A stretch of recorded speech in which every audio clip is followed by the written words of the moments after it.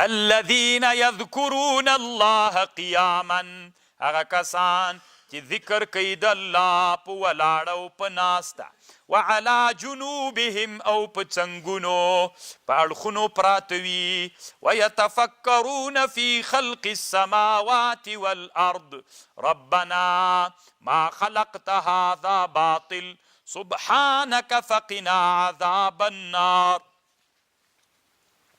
طالبانو روح المانی دلته و خبر کړي الذين يذكرون الله قياما، ذکر چې کوي د الله د زړه ذکر به مور سره وي، یعنی د زړه ذکر دا معنی طالبانو زړه به حاضر وي. طالبانو علامه ابن الحجر په مشکات شرح کړي، هیتمی ابن حجر فتح الاله ورته وي، هغه کتاب کې لیکلی دي وی چې ذکر کوي یا تسبیحات وایي چې په معنا یې نه پوهېږي هېڅ ثواب نشته پکې. ډېره ښه خبره. اوس ګوره طالبانو دا مانځه کې چې دعا کوي اللهم ربنا، نو ته باید په دې پوه سې چې دا دعا ده او څه معنا یې ده.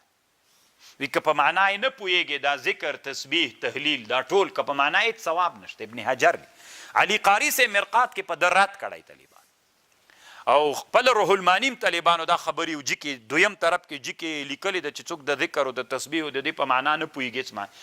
بعضې علما بیا داسې محاکمه کوي چې بوجه ما خو باید پوه سي چې د اوس ته په مانځه ولاړې که نه مسلمان یې، اوس اللهم ربنا سبحانه اللهم صل دومره خو پې پوه سي چې هغه چې شی ده او دا چې شی ده او دا چې شی دومره خو پوه سي که نه چې اللهم ربنا دعا ده، سبحانک اللهم د الله تمجید و تحلیل او د الله لویي ده، اللهم صل درود ده، دومره خو پوه سي باید سړی چې دې مطلب چیرې دې مطلب. یعنی طالبانو روح المانی دلته وایي ذکر کې باید هغه زړه حاضر وي. زه حاضروالی دا منه طالبان لږ خو پوه سي چې زه څه وایم.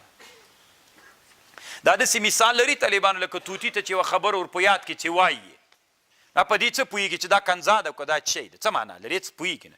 یا لیوني ته یوه خبره ور په یاد ور زده کړي نو هغه هره ورځ ځان سره وایي که کنځا ور زده کړي که هغه ښه صفات هغه خو طالبانو څوک.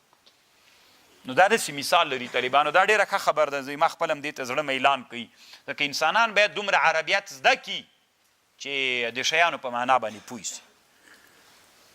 او یوه خبر دلته روح المانی دا هم کړې ده چې دا قرائت د قرآن هم ذکر ده طالبان. الذین یذکرون الله د قرآن هم په ذکر کې داخل ده. نو چې په ذکر کې داخل سو نو ذکر خو په څملاستل جایز ده، که قرآن ته هم داسې څملاستلی ولي چې پښې دې راټولې کړي وي نو قرآن تلاوت کړی شي. د طالبانو په فتاوا هندیه کې هم شته عالمګیري کې. او یوه خبر دلته روح المانی دا هم کړې ده، حدیثونه راوړي طالبانو یو ساعت تفکر دا له شپېتو کلو عبادت نه افضل ده.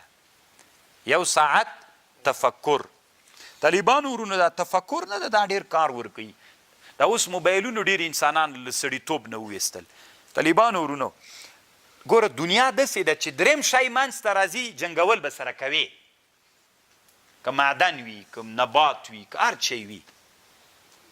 اوس طالبانو چې کله ته یو شی زده کې قوی عقلې ته دې عکسونه راوستل، دلته طالبانو ورونو هغه شی چې تا زده کړل اوس په قوې متخیلې ته هغه راپورته که چې قوې متخیلې ته دې راپورته که چورتونه پې وها تفکر پې کوه یو درېیم شی منځته راوځي.